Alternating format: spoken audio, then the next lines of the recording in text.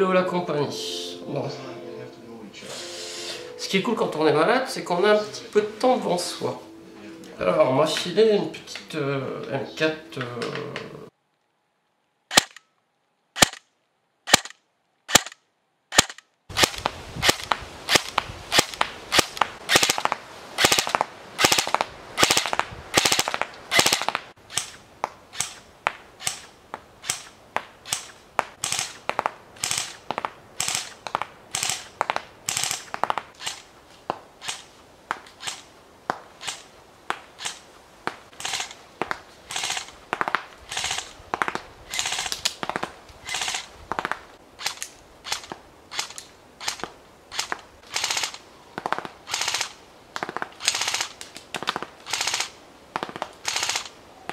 bah M4 quoi, voilà, toute base, plastique, même les... Ah non, les vis sont un peu en métal.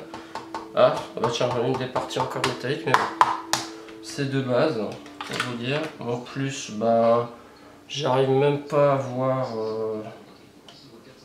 le moindre petite inscription.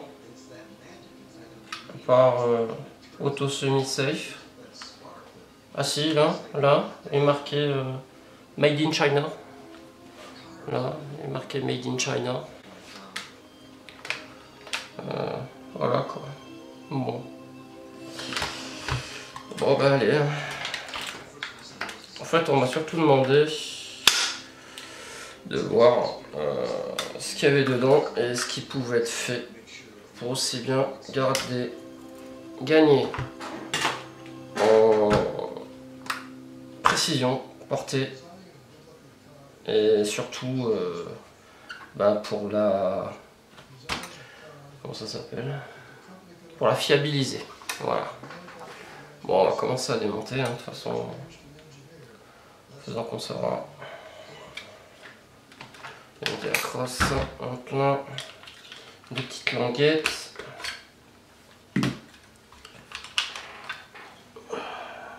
Ok. Le câblage est à l'intérieur. On lève, hop. On lève. Ah, on peut pas? Ah si, voilà. Le coup, une crosse, le cul de crosse. Alors, à l'intérieur, le fameux câblage, et c'est surtout une vis cruciforme. Ah bah voilà, je l'ai. Donc, on dessert. Voilà, ce qui match au fond. Et ben qu'est-ce que c'est? Bon, ma foi, le doux bruit du plastique contre le plastique. Voilà. Alors. Voilà, si ça passe quand même. Alors, on est parti. Hop, non, voilà. Hop. Hop. Vive le plastique. Voilà. Enfin bon.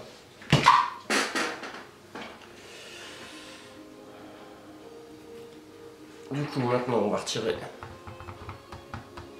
les deux goupilles.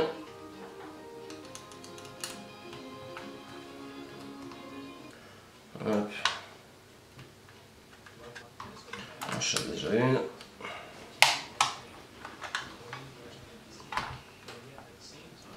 Conseil, remettez quand même la petite vis avec. Alors, maintenant vous tenez le upper, donc le haut du corps avec le lower, le bas du corps. Chassez la goupille. Ah, ça m'a pas dit. Si, voilà. Entre guillemets, vous pouvez pas vraiment vous tromper. Peu importe la taille des goupilles, hein, parce que vous verrez sur certaines répliques, les goupilles sont plus grandes, bah, comme là. Il y en a une qui est plus grande que l'autre, mais c'est surtout, vous verrez, il y en a une. Elle est un peu rognée, elle a une partie plate, elle n'est pas ronde, elle a la partie plate, c'est celle qui va être bon. Comme ça, vous pouvez pas vous tromper. Bon, pour retirer l'upper du lower. Oh, ah, si c'est bon, ça avance. En faisant attention que l'ouverture des extracteurs pour régler le bloc hop-up ne reste pas bloqué, sinon vous risquez de casser le ressort à l'intérieur et de la manger. Alors, hop. Voilà. Et voilà. Le upper retiré du lower. Bon, on va désolidariser la poignée du lower. Pour ça, il faut démonter la plaque moteur par les deux vis. Cruciforme ici. Regardez bien les extérieurs et pas celle du milieu, parce que celle du milieu c'est pour régler la profondeur du moteur. Maintenez-la bien tant que vous dévissez, parce qu'avec le moteur à l'intérieur ça va pousser, vous risquerez d'avoir une petite surprise. Voilà, c'est fait. Pour pas vous embêter dans le sens des vis, hein, bah vous les remettez à leur place. Et la pièce vous la mettez de côté. Donc là. Alors, pour sortir le moteur, petite astuce, hein. Bon, c'est ce que je fais, c'est pratique. Petit tournevis, vous chopez pour le lever et vous retirez les cosses. La rouge. Je suis bête. Petite pince. Voilà, là non. On sort le moteur. Très graissé, très vert. Wow, ça sert à rien de mettre autant de graisse verte. J'ose même pas imaginer ce qu'il y a dans la gearbox. Pas du tout coupleux. Oh, il fait un beau bruit. Ah, vous l'avez peut-être entendu. Il va pas faire long feu celui-là. Maintenant, on va démonter la poignée. Il y a deux vis cruciformes au fond. Une de ce côté-là, une de ce côté-là, au fond. Desserrez juste un petit peu. L'une. Desserrez encore un petit peu l'autre. Voilà. Commencez un peu à dégager la poignée. Bouger. On va bouger légèrement. Comme je suis en train de faire, vous voyez, comme ça. Faites attention aux cosses. Quand vous les passez dans les trous. Tirez pas dessus comme des bourrins. Vous allez faire pire que mieux. Quand ça le veut, bien sûr. Voilà une. Pivote. Et on sort. Voilà. Et là, du coup, mes deux vis sont restées à l'intérieur. Je suis pas emmerdé avec. Normalement, je devrais retirer cette pièce-là, mais il n'y a pas de goupille, donc je ne la retirerai pas. Ah bah, d'accord. Elle m'est venue toute seule dans les mains. Voilà. Made in China. Voilà. On va démonter l'extracteur de chargeur. Là, c'est une petite vis cruciforme, donc faites gaffe. Il y a un ressort derrière qui est en pression. Bon, ici c'est une vis cruciforme. Normalement, c'est pas trop comme ça que ça se démonte, mais bon. Là, sur cette réplique là, si. Hop, hop, voilà, le fameux ressort, il est là avec la petite vis, elle est là. Si vous voulez pas être embêté, vous représentez tout, vous remontez tout. Ça évitera de chercher après la petite vis. Ah mais elle est passée où ma petite vis? Elle est là, elle est dessus, je suis tranquille. Alors, du coup, il me reste plus que une goupille qui se trouve là. Alors, faut faire attention, il y a un côté de la goupille qui est cranté et pas l'autre. Alors, petite astuce, hein. Le tournevis en dessous. Voilà, ça décolle le bas du corps. Petit cruciforme, une pointe ou une pointe ou ce qui vous tombe sous la main. De toute façon. Ah ouais, voilà. Petit tournevis pointe. La petite goupille. Hop là. Vous mettez votre sélecteur de tir en semi. Et sur toute réplique normale, à moins que... Je pense, oui. Ça devrait venir. Sur celle-là, ça ne vient pas. La joie du Made in China. Ah si, ça y est. Non, ça ne vient pas. Dans ce sens là, ça vient. Bon. Bah je vous récupère après une fois que j'ai tout démonté. De retour les amis.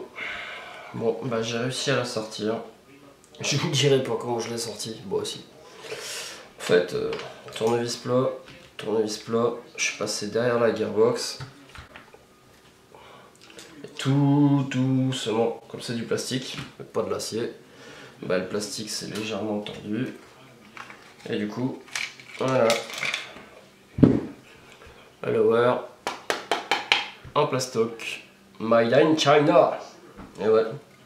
Mais bon, allez, alors la suite. Alors déjà on peut voir qu'il n'y a pas de marquage.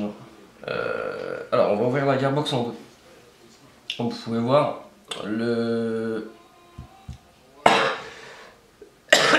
On boit une goutte. Ah.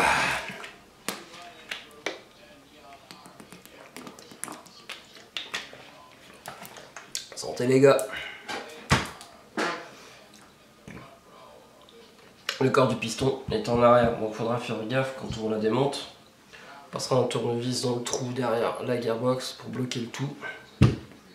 Pour l'instant, on va démonter 3, 4, 5, 6, 7, 8, 9, 10. Là, bah, je me souvenais plus qu'il y en avait autant sur de la gearbox version 2. Hop. Un petit tournevis dans le cul, comme ça va bien. On débloque les vis. Alors, si vous débutez dans le démontage sur de la gearbox version 2. Prenez une petite feuille, faites des trous, 4 en haut, 1, 2, 3, 4, 5, 6. Et vous faites 6 petits trous en dessous, sur le vis. Comme ça, si vous n'avez pas le temps de tout remonter ou que vous remontez ça plus tard ou quoi que ce soit, au moins vous ne vous tromperez pas dans l'ordre de vos vis, sachant que vous pouvez avoir plusieurs tailles de vis. Voilà. On démonte. Donc, j'en démonte une. Hop, je la mets dans ma petite feuille. Et voilà, je risque pas de la perdre comme ça. Voilà, comme je vous ai expliqué tout à l'heure, il y a plusieurs tailles de vis. Voilà, voilà la preuve. En haut, c'est des petites vis. En bas, c'est des plus grandes vis. Alors pour la dernière vis, je vous conseille de tenir quand même la gearbox. Parce que bon, vu que le ressort est en tension, en compression, pas en tension.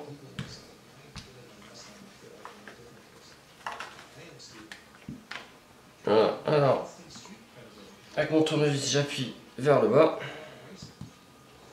Et maintenant, on va essayer de l'ouvrir sans que tout ne gicle partout. Putain, le ressort en tension. Voilà, ça y est. Et voilà. Alors, voyons voir. La bonne graisse toute verte. Ouh, oui, la belle graisse toute verte. Ouais, la belle petite graisse bien verte. Belle graisse industrielle. Alors, tu peux allumer s'il te plaît. Merci. Un guide ressort qui n'est pas sur roulement. Alors, vous avez un petit ressort ici. On va l'enlever. Hop. Comme ça, on a toute la partie pneumatique qui vient. Ouh, déjà. La belle graisse de partout. Ah. Bon.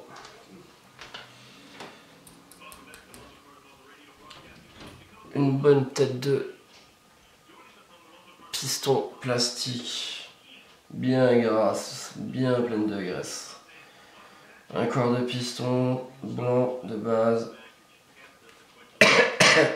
Plastique.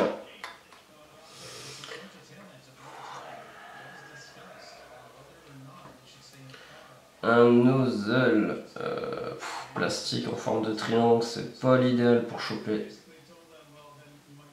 la bille. Enfin, un soufflet régulier. Et la tête simple, bon, elle s'en va toute seule. Alors, en l'étanchéité, ça doit être beau. On va tester. Ouais, histoire de... Ah oui, effectivement, oh, c'est beau. Ah, il y a quand même un petit soupçon d'étanchéité. Alors, si j'y vais doucement, je peux tout traverser. Hein. Faut être violent pour avoir un soupçon. Parce que ça doit être bien gras, bien dégueulasse. Effectivement. Ouais, pas, dis donc. Alors, la queue de détente.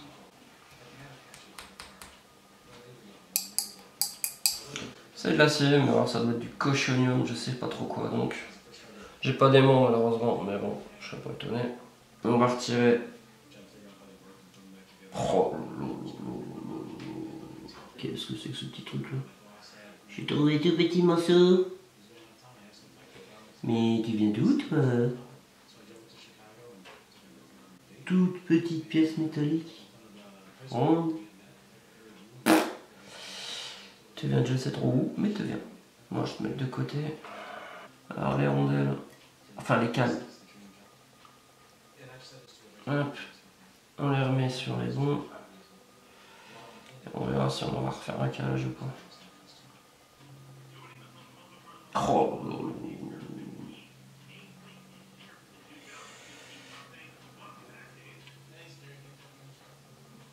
Ok.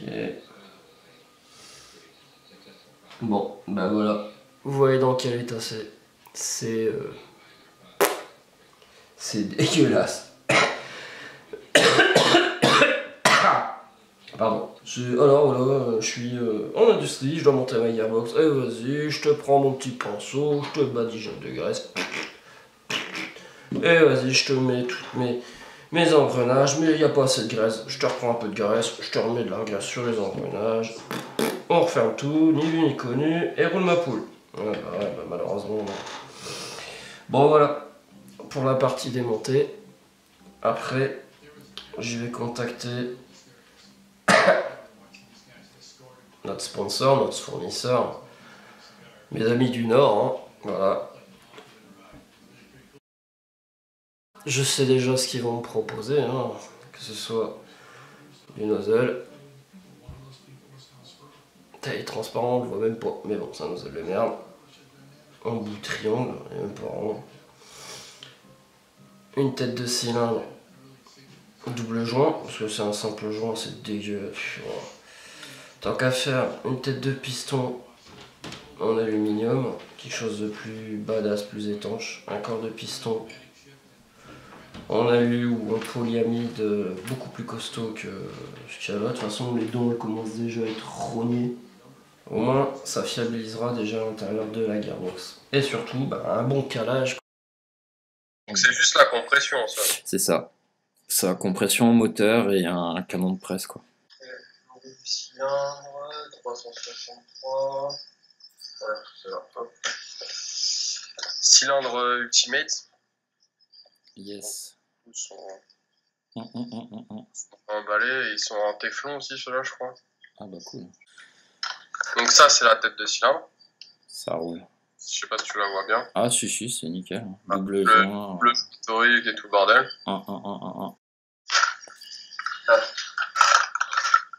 Un nozzle, tu mets un nozzle en plastique, ça sert à rien de mettre un nozzle en aluminium. Hein. Ok. Ça sert à que dalle, sachant que ceux-là, ils sont déjà très bien. L'aluminium, c'est souvent la merde. Le piston, tu mets un SHS. Pour le coup, jusqu'à présent, ils sont très bons, les SHS en 15 dents. Ok. C'est dans polymère tout le long ou c'est acier quand même? Acier. Ok. Tête de cylindre, tu as deux possibilités. La tête de cylindre, soit tu mets une super shooter, SHS, la classique, la rouge, tu sais. Yes. C'est celle-là. Hein. Yes, c'est ça. Ou alors, tu mets la Falcon.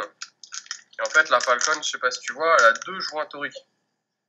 Ah, excellent. Elle est sur roulement, elle est entièrement en aluminium et elle est hyper hyperventilé. En fait, tu as ton premier joint qui se gonfle, donc qui absorbe un maximum d'étanchéité, et tu as le deuxième joint qui récupère toutes les fuites. D'accord. Donc en fait, tu perds pas en puissance, tu montes pas en puissance fortement non plus, mais par contre, ta bille, elle part super vite et tu as une compression de bâtard. Mais c'est ce qu'on met quand on fait des grosses custos. Quoi. Ok. Là, un guide ressort en V2, tu peux mettre du SHS, enfin du super shooter. Sur roulement, ouais. Yes. Bah oui. Roulement, en classique. Le ressort, bah, ça dépend de ce que tu veux, mais si tu veux 350, nous on a les Ultimates, couleurs dessus, tu sais, ils sont bleus pour le coup. Sinon après j'ai du Border, des SP90 ou autre. Ok. Et au niveau du moteur, par contre, nous on ne jure plus que du Element. Moteur Element Ultra High Torque. Ok. Ils sont nettement plus puissants que les SHS. Hein. D'accord. Genre 2 fois plus puissant qu'un SHS et il crame pas. On en a une dans une réplique, ça fait à peu près 2 ans et demi qu'il l'a et il tourne encore. Et on n'a jamais changé le charbon. Excellent. Un canon, il met un 603. Ou un truc dans ce genre-là. Ce sera ça, hein. MacBook 363. Très bien. Un 603, Black Python. C'est le moins cher et c'est ce qui fonctionne parfaitement. Après, tu as le joint. Suivant la puissance, tu mets soit du Falcon en 70, soit du Prom. Bah, il veut quand même rester sur les 350, quoi, parce que comme il veut full. Bah, tu mets un Prom. Ouais, voilà. Un Prom, c'est très bien. Je le remonte quand même, mais j'en ai un stock faramineux. Hein, regarde ce que j'ai réussi à choper. Je sais pas si ça pourrait t'intéresser. Passe pas sûr. Je te donne juste le prix avant, d'accord? Ouais, dis-moi tout. Nous, en magasin, on le vend 8,90. Ah lol. Qu'est-ce que c'est? C'est du M4, ça? C'est du chargeur M4, ouais. Ah lol. 5,56. C'est un mid-cap ou un low-cap? Mid-cap 120 coups, ouais. D'accord. Il est sympa, ouais. Ouais. À 8,90, t'achèterais ça? Bah, ma foi, c'est à peu près kiff-kiff des prix qu'on trouve un peu partout, mais ouais, il est sympa, franchement. Un design un peu différent, hein. Ah, carrément, ouais. Bon, c'est sympa. Il y a deux colorés en plus. Tan et noir. Hein. Ouais. Bah, chez la concurrence, ces modèles-là, alors ils sont marqués X-Mag, tu vois là, le beau packaging, hein. Yes. Lui, c'est pas un X-Mag. Les X-Mag, ils sont vendus à 17. Oh lol. De toute façon, à mon avis, il passera sûrement par l'association, donc il y aura la petite ristourne Asos, quoi, je pense. Ah, ça serait cool aussi, ouais. Bon, t'as tout? Ah ouais, c'était hyper sympa, mes gens. Allez, ciao. Allez, ciao.